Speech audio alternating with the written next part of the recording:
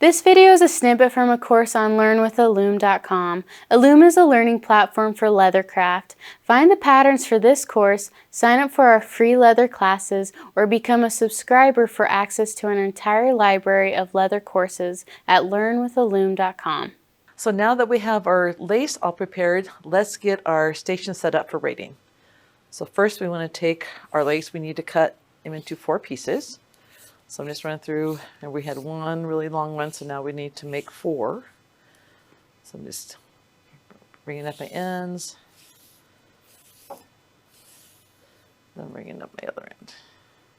So that gives us our 4 strings, and we need a piece of thread. So we're going to tie our cinch knot on one end, just to give yourself a couple of inches. So we have room to make our crown knot on the end. Let me go through this again. Remember, on the cinch knot, just lay your thread across your strings, bring it up like a half of a figure 8. Bring that up. And then you want to cross over your standing string there and go underneath that X. Make sure you get both strings.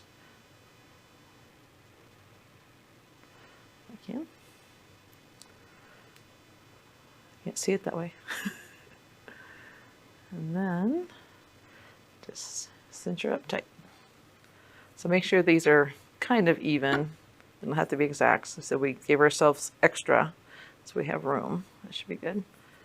Okay, so we're going to tighten that up. And then on this side, I'm going to cut these ends.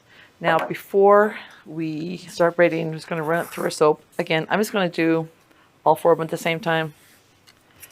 So just stick your thumb in there, just run them through. Do it 2 or 3 times, just make sure everything's coated nice. I'm kind of doing both sides. That's why if you do both sides a couple of times, you make sure you get them all done. You want a pretty good coating on them this time, because we want our lace to be able to slide together. So you can tell I actually got quite a bit on there. So we're just going to kind of rub it in. And if it shows a little bit, that's okay, because it'll work itself out as we go. Okay, so now you want to grab your clamp. I'm going to use the C clamp today, but you can use the spring clamp, whatever fits on your bench. So right where this tie is, right behind it is where I'm going to put my C clamp. So I can kind of capture those. That way all of my strings are hanging off the edge. So you want to make sure it's nice and tight. We're going to be pulling against it. We don't want that to pull out. So make sure you're nice and secure. Okay. So now let's get started with our braid. So I'm going to divide my braids up. So I have 2 on each side. And when we first get started, don't worry too much about what the beginning part looks like, because we're going to end up taking some of that out when we get to the end part. And right now my lace is kind of all facing with this rough side up, which is fine for what we're doing, because we're just going to take it and we're going to twist them a little bit so that we get the smooth side up. So just at the beginning, the hardest part about any braid is start.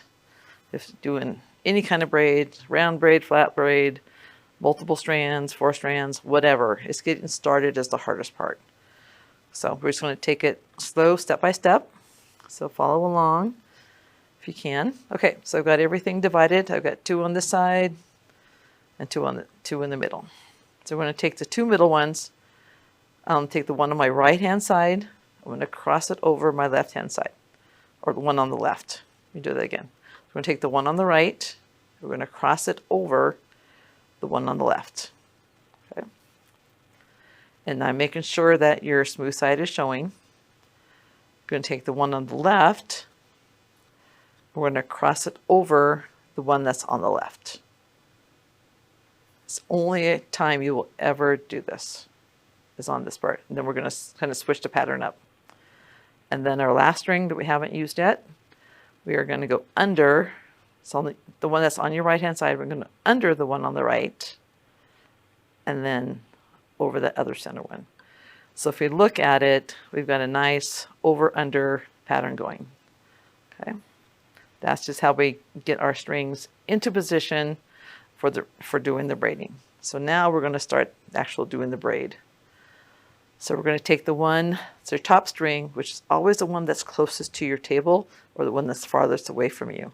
And so you can look at them, you can see that this one is closest to my table. That's my top string. So I'm going to take it, I'm going to bring it to the back.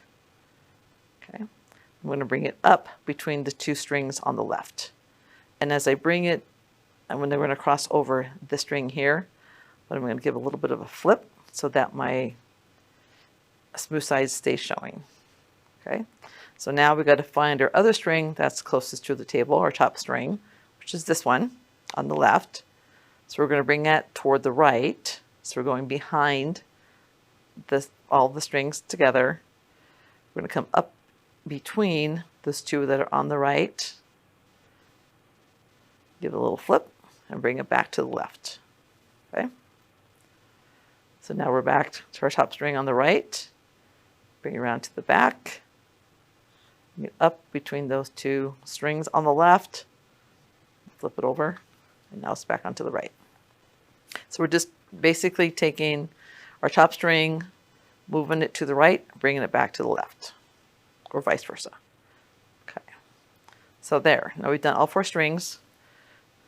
So now we've got a really good start on our round braid. So before we do it, we're going to tighten these up, and then I'll show you how to tighten them up as we go, so you don't have to do this every time. Okay, so we're going to take this top string, it's going to give it a little tug. Take this other one. I'm just holding these tight right here. We're just tightening them up. I'm not pulling very hard right now, but we will pull a little bit harder later. So now we're going to start braiding. So this looks kind of messy up here. Don't worry about that. We're going to fix it. Okay, so now we're going to start our round braid. And there's a saying when you're doing any kind of braiding is you braid loose, pull tight. So each time you start with your string, you want to take it, you want to tighten it. And you're not tightening anything down here. What I see a lot of students do is they tighten strings, they go like this. That does nothing, okay? It just makes your strings get all weird. So when you're tightening, and I'll show you this a little bit later down, when you're tightening, you're pulling your top string, you're actually tightening stuff like up here. So you're not tightening anything here. This is where your braid loose comes in. So we'll pull that tight. And what I'm doing is taking this to the back. I'm capturing it with my middle finger, holding it. So I'm letting go of these strings. That didn't work.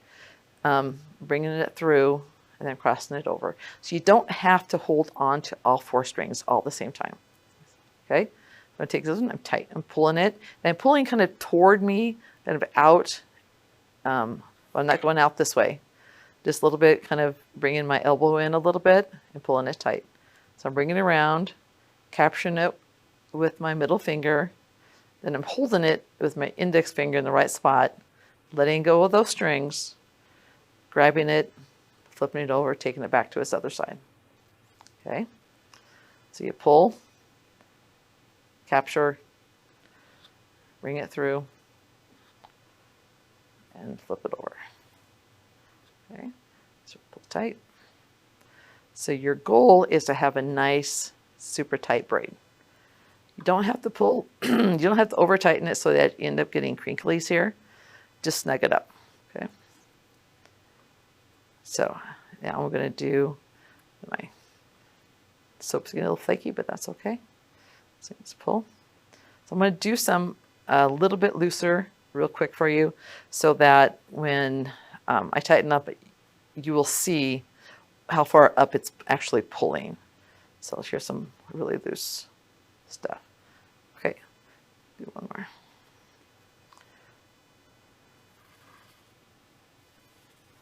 So I got a little bit of a loose braid. So I'm going to tighten this one. So I want you guys kind of watch up in this area and see where it tightens. You see right here is where it tightened. So you're not tightening anything down here. You're tightening a couple rows up. Okay.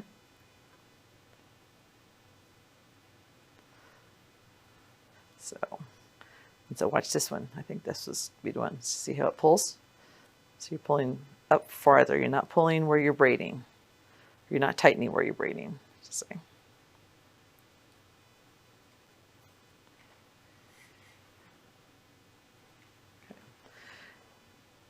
And okay, hope that made sense. So right now, if we look at this, we've got a nice tight braid. If I push this together, I got a little bit of movement, so I can actually be a little bit tighter than that. So we will tighten it up as we go. You do not want to see this. So all that little mushy stuff there, you don't want that because that's a loose braid. So we could actually probably tighten it up from there, but I'm going to do a little bit more. But before I do that, I want to move this in. You don't want to get too far back where this is getting really sloppy and you have a lot of slack, because then your braid will not tighten. So you want to kind of keep it close to your bench. So I usually go 3 or 4 inches. Okay, so you want to keep maybe do that much braid before you move it in. That'll keep the slack out of it and help you keep a nice tight braid. Okay, so now we're just going to keep braiding. It's going to pull tight, bring it around, braid there, pull tight. You can see it's tightening up in there. And so I've gotten, after all the years, I make sure I kind of tighten as I go rather than having to go back and retighten later. And that's where keeping this loose down here, but each time, I mean, you could braid some and then go back and tighten it all up if you need to, but I just do it as I go, and that way I know I have a nice tight braid. So I'm going to show you the difference here. Do a little bit, show you what a nice tight braid should look like.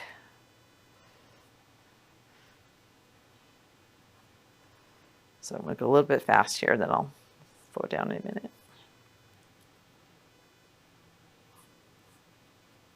And you guys notice I'm doing here, my lace down here is getting kind of all tangled up. That's fine, let it tangle up. I'll show you how to untangle it in a minute. And I'll show you why I let it tangle up, so you can see the difference. Okay, so that's good. So now to untangle this, I just take it, find a string, pull it through, make sure you're not stepping on it. And you only have to do one side. You untangle them, the other side just falls apart. Okay. And the reason I do it that way, because if I did this and did this every single time, one, it slows me down a bunch, and I'm going to get tired of doing that. My arm is going to get tired of flipping those out of the way all the time. So I just take it, I give myself a little bit of working room, then I just keep going. Just said it's really easy. If you're doing, I mean, these strings are relatively short, but if you're doing a set of reins, when you got 40 feet of lace that you're working with, untangling every single time you did a braid is going to make you crazy. Okay, so now remember how loose this was up here? So now I do that. I can't move that. So you want a nice tight braid. So I move it, kind of pushing it together, and it's not moving like before we had a little bit of slack when it was squishing together. This is what you want. You want nice and tight. You do not want that loose braid. Okay, so now I'm out a little bit. So I'm going to readjust. When switching. Okay. So if you're adjusting it and you end up kind of twisting it a little bit and you start to braid, you're going to have a little bit of twist in the braid. It's going to look funny. If the one color, you're not going to notice it as much, but if you're doing a pattern in the 2 colors, it's going to be very noticeable. So you want to make sure that you keep everything nice and tight and straight. Okay, so now we just need to finish braiding our length. Okay, so just to review again, I'm taking my top string, which is the one that's closest to my table or farthest away from me, pulling tight, grabbing it with my middle finger, bringing it through, grabbing it, and flipping it over. One thing you don't want to get into doing is holding these, trying to reach through with this hand to grab that one, to bring it over, because everything's going to get all out of whack, and you're also not going to be tight. So I see students doing that. They go, well, I'm just going to do this. And they're trying to do it, and it just gets all weird and wacky. So you try not to do that. If you just don't do that. Trying to think of what other things that I've seen students do. Oh, they try to hold everything, and then they're going like, I don't think I can do it. They hold it, and then they try to push this one through. They're still holding this one. They're holding on to these guys and trying to do it, and it's not necessary. Because I can let go of this. It's not going to unravel. They're afraid that's going to all fall apart. It's not going to fall apart if you let go. All right? So just do it. It's only one I'm holding. I'm just hanging on to these two for a minute that I'm letting go. I am holding this one just to keep my hands in the right position, but I'm dropping these two. Okay, so you don't need to hold on to them all the time. And the four-strand braid is the first one that we always learn because it gives you the mechanics that you need to do into the multiple strings. And you got to learn the muscle memory. I mean, my fingers know what to do. I don't even have to think about it anymore. When I first started, I had to really concentrate and figure out what I'm doing. But I figured out how to manipulate my hands, do whatever works for you. But so this is the way I was taught. This is the way works for me. If you have a little bit of different method, that's fine, as long as you get the same results. But you got to build that muscle memory. So you have to braid a lot. So this is something that when I was braiding, I just take up, a length of string and, put some music on, put a movie on, whatever, and just braid it all.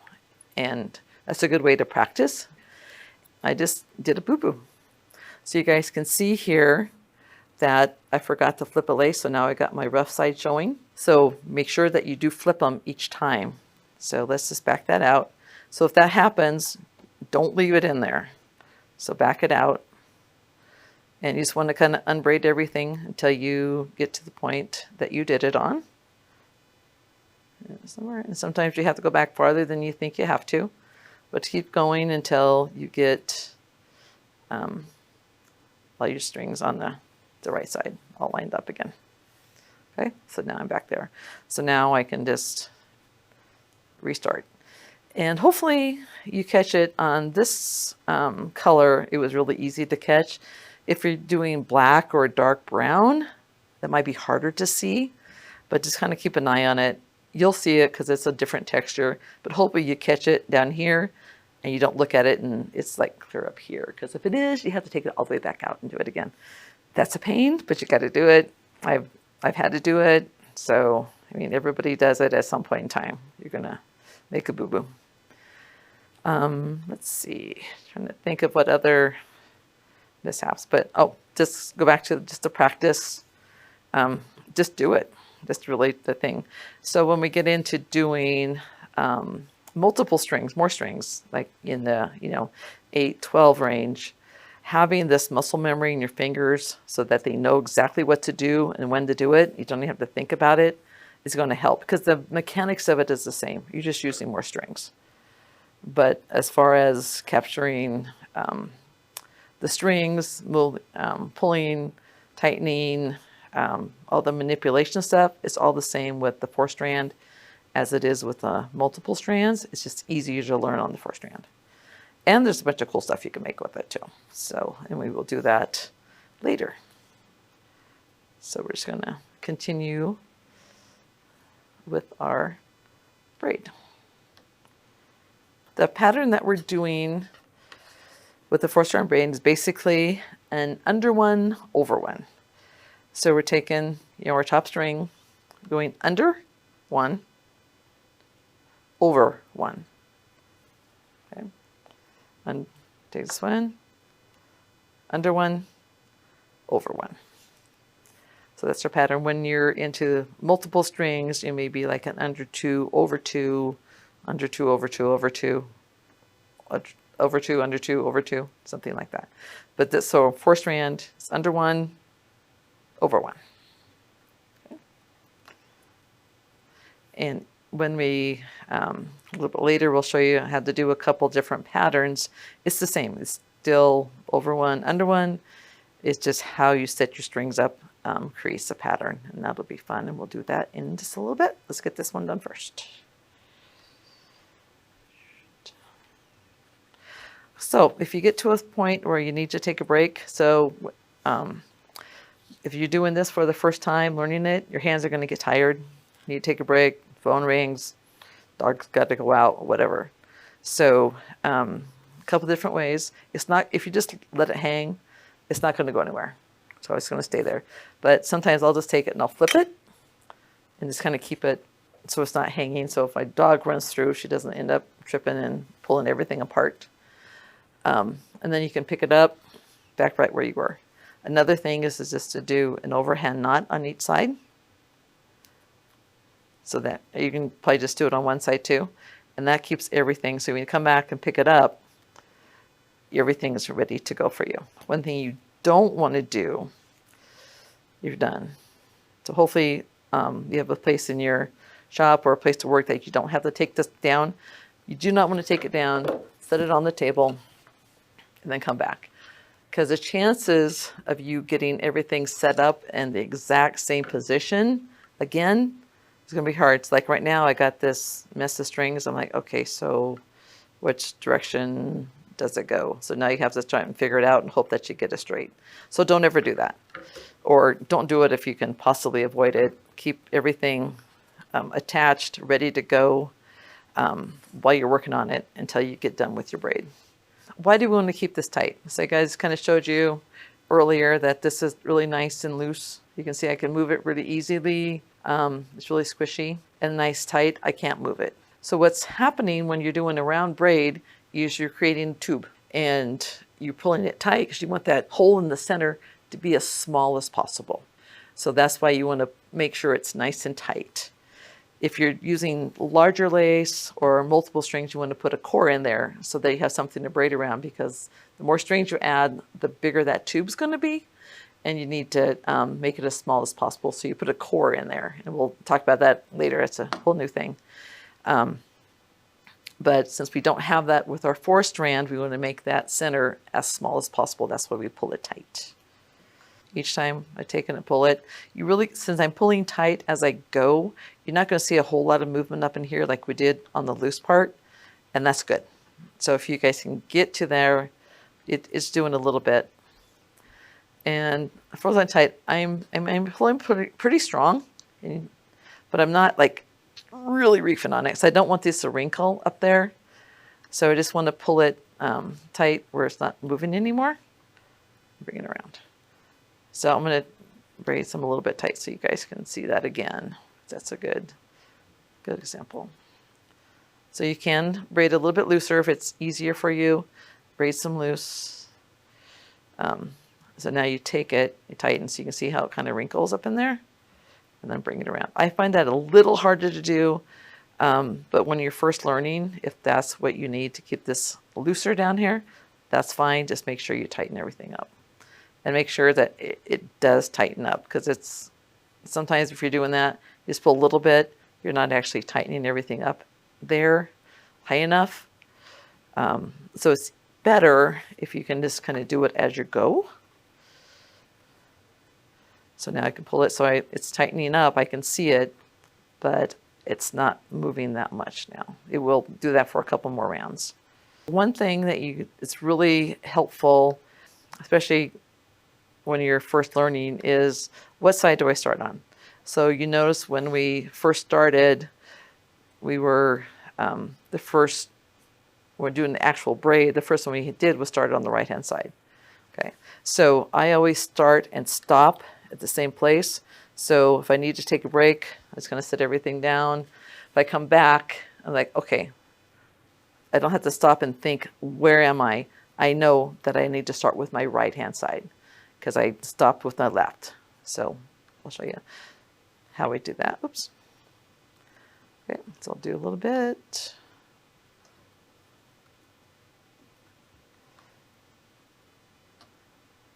Shall I flip them?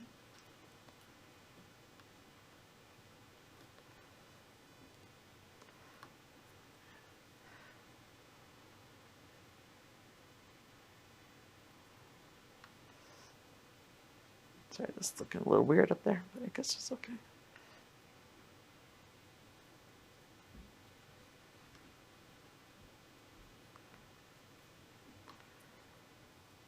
Okay, so always my last round, if I need to stop and take a break, I always finish with my on my left side. I'm gonna go do what I need to do, come back.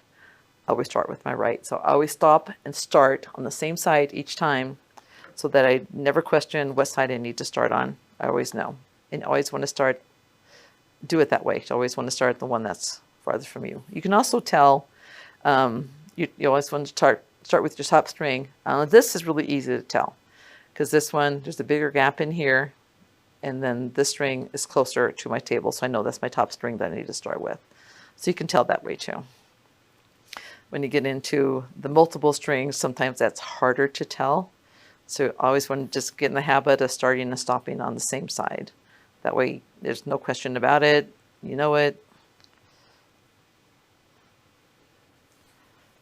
Sometimes your lace doesn't want to cooperate.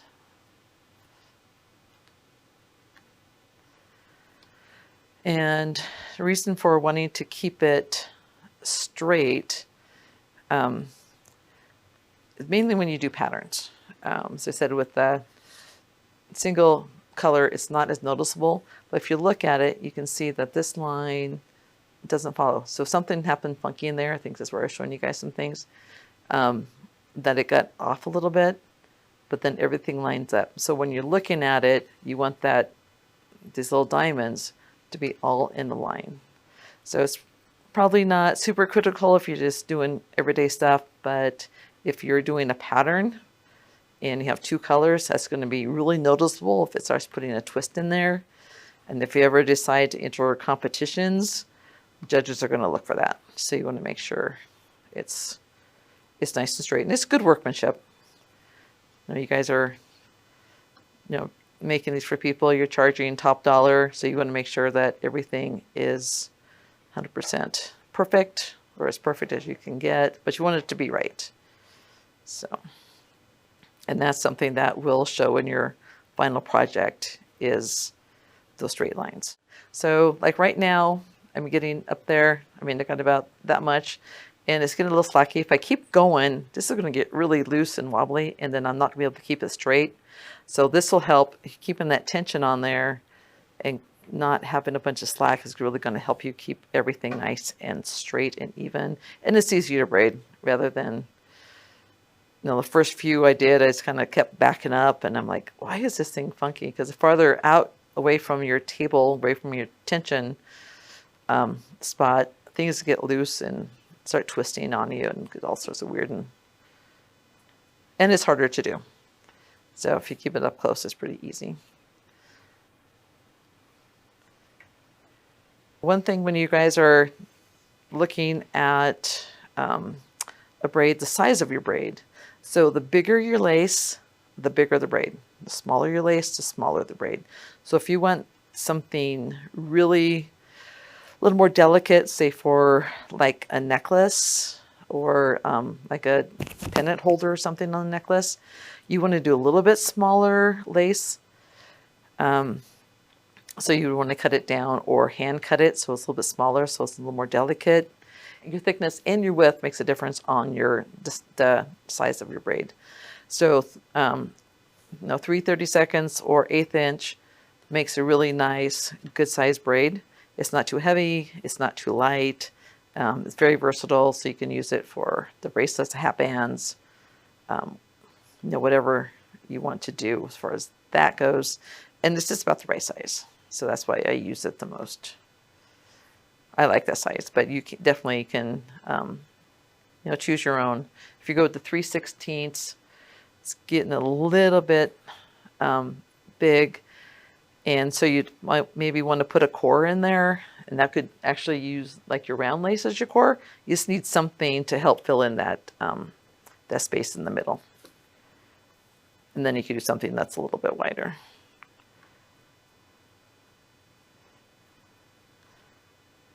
And we'll cover using cores in a different course.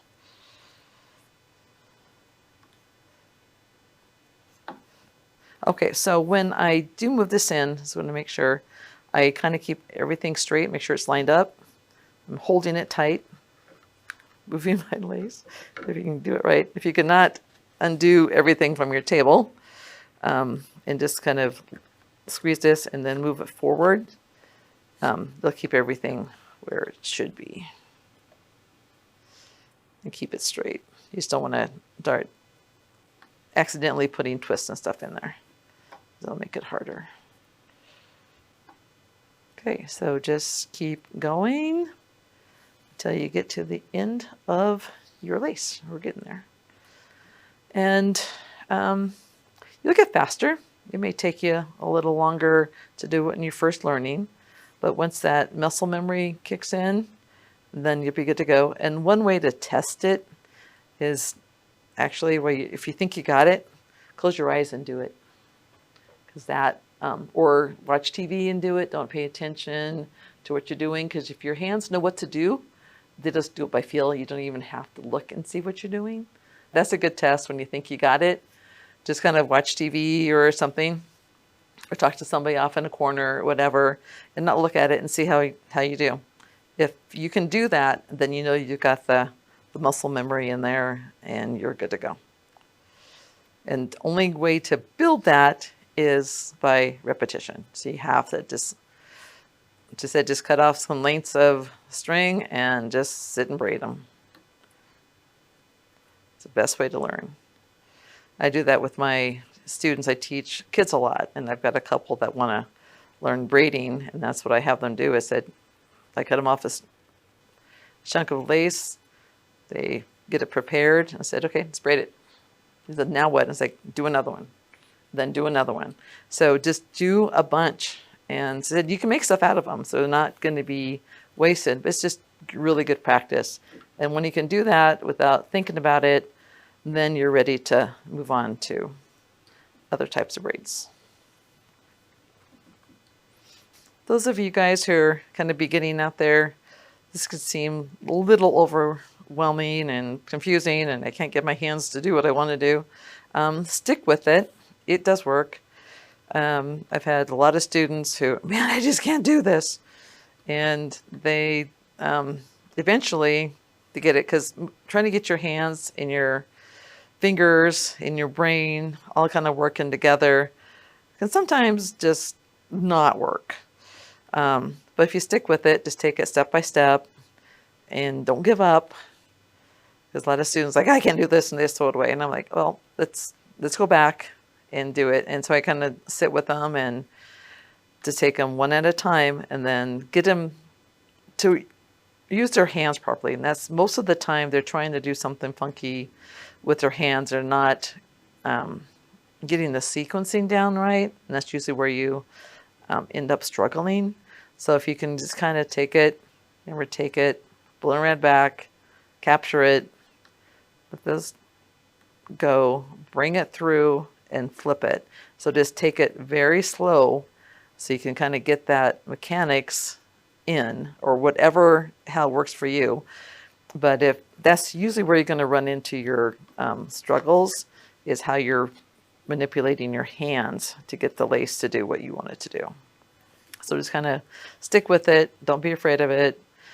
I've had some students who just can't do it. And that kind of frustrates me. Is like, I'm not doing the right job in teaching them right. And they just kind of give up. And if I would have worked with them a little bit more, I think we could probably got it, but they're just done.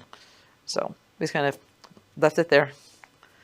So one guy that was in a hat band class several years ago, and every time I run into him, he goes, I still remember that braiding class. It was horrible. So he never got it. And I mean, that could happen, but I think for the most part, once the sequencing and stuff gets in, then you'll be okay. So just kind of keep going. Don't give up. Hopefully I've done enough step-by-steps that you guys can, take this, rewind it, go back. And that's one thing cool about having a video is you can do that rather than a live class where you just have to kind of capture everything and learn it all like right then. This way you can kind of take your time, go back, review it as many times as you need to. But just kind of keep going. I find this, people, oh, this is frustrating, I can't do that. I find it a little actually kind of meditative because you can really kind of get into a zone, especially if you put on some nice music or whatever. You can get into doing it. Usually when I'm cutting lace, if I'm cutting a bunch of it, say for reins or something, I put ZZ Top on. I don't know why, but that just helps me get through it. So whatever music helps you. If you need something that's calm, then do that. If you need something a little more upbeat, do whatever you need to. But that helps to kind of get you into that little headspace where you need to be to focus on this. Okay, we're getting close to the end here. So we're going to keep going till you get to the end.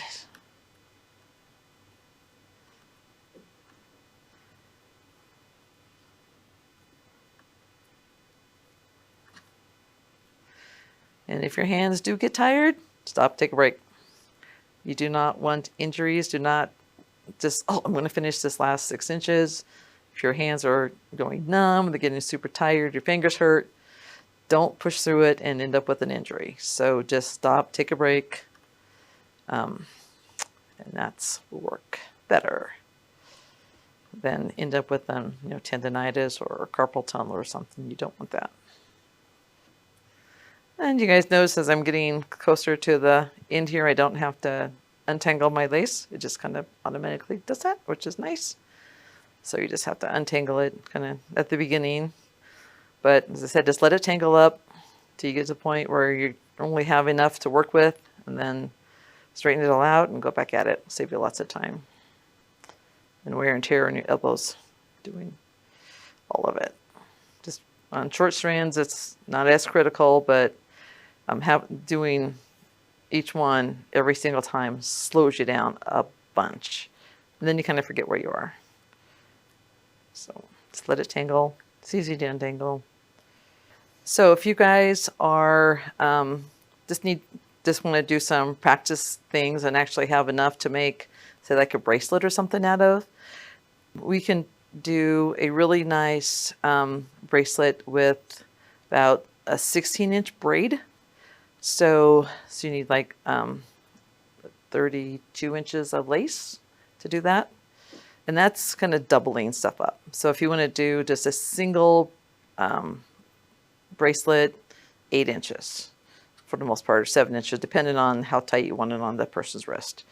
But for ease of math and all that kind of stuff, cut you off a foot of lace, maybe 2 feet, and just braid it up. So 2 feet is good because it'll give you, about 12 inches of braided, 12 to 14 inches of braid to work with, and you could do something with that. Okay, so we're getting toward the end here. Okay, so you want to go as close to the end as you can. Got to give yourself a couple inches. So we're there. For some reason I end up with extra on one side, which is fine. So I got about 2 inches of unfinished here. So I'm just going to tighten everything up. So I'm going to just kind of hold it and just kind of take each string individually and tighten it up. Okay. And now we're going to put another cinch knot on this end. You want to give yourself a little bit so we have room to do our crown knot on the end. And if we're doing a hat band or something, we got a little bit for fringe also. So again, we're just going to do the little cinch knot. So use any kind of knot that you want as long as it holds it together. You could just do an overhand knot on them, just something to hold it. That's what we're doing, so it doesn't unravel on you accidentally. There we are. We have got our finished length of braid. There's one more step that we need to do before we're done with this, though. We need to roll it out. And we do that. So I put my stone down here. You can do it on any kind of flat surface that's hard. So if you just have it on your bench, just make sure it's smooth. I've done it on floors, whatever. And then we're going to take our little 2x2 here. You can even do 2x4. There's something that's smooth. We're going to take it. We're going to start at the beginning, and we're just going to roll. and you're going to get all sorts of weird things going on, little snaky stuff. And as I'm rolling it, I'm just kind of moving it along, just kind of holding this. Make sure you're getting a good twist on it. You don't want to just kind of do this where it just kind of stays back and forth in the same place. You really want to kind of get it going, okay? And what that does, I'll show you the difference, does is really rounds it off, smooths it out. And so right here, you can see the difference. This is the part I did not roll yet versus, oh, right here. This is the part I didn't roll. This is the part that was rolled. So you can see the difference in them. And it really makes for your nice, smooth braid. This is kind of rough, even though it looks nice, but rolling it out really brings that smoothness out. So when I keep doing it, I am putting quite a bit of pressure down, enough that I can still move it, but I'm not up here just really light, not really do anything. I put a little bit of downward pressure on it. So doing this standing up works much better because you get a lot more downward pressure rather than trying to do it sitting down. But if you have to sit down, that's fine. And then when I get to a certain spot, I just kind of move the lace so I can do it. I don't want to be clear out here because you're not going to get that that downward pressure that you need. So just kind of move the lace. Go all the way to the end. Be really careful where your knots are because if you roll over them, sometimes they can come out. Then I'm just going to go back over it, the opposite direction, just to make sure I got everything.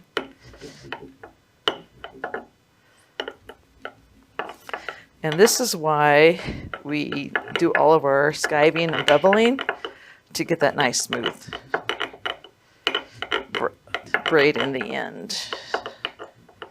Illume Connect is the place to connect with the world of leathercraft. Illume Magazine, Learn with Illume, and Illume Events, all of these outlets are a place to learn more and get involved in the leather crafting community. We hope to see you soon in print, online, or at one of our events.